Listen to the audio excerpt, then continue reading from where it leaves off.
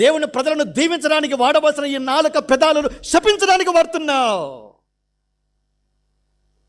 ఎంత ధైర్యం అండి! నాకైతే అసలు ఒక మాట తిని పడను చచ్చిపోతాను నేను. అట్లే నిద్ర పట్టదు ఆ మనిషిని ఎదురుగా వెళ్ళి క్షమాపణ అడిగేంత వరకు. తప్పుడు కేసులు పెట్టి ప్రజల మీద నేరారోపణ చేస్తూ ఉంటే ఎవరు నేరారోపణ చేసేదనుకుంటున్నారు? ప్రకటన 12:11 రాత్రి పగళ్ళు మన సహోదరుల మీద నేరారోపణ మోపువాడైన అపవాది. నేరారోపణ చేసే వాళ్ళంతా servants of not Christ but Satan. అపవాది పరిచారకులుగా, సేవకులుగా, పనివారుగా చలమనవుతూ ఉన్నారు. జాగ్రత్త. సంఘాల్లో కూడా ఉన్నారు. ఎవరు వీళ్ళు? వెలుగుదూత వేషము, నీతి పరిచారకుల వేషం ధరించుకున్నారు. ప్రజలను, సంఘాలను నాశనం చేయడానికి పని కట్టుకొని ప్రయత్నం చేస్తున్నారు.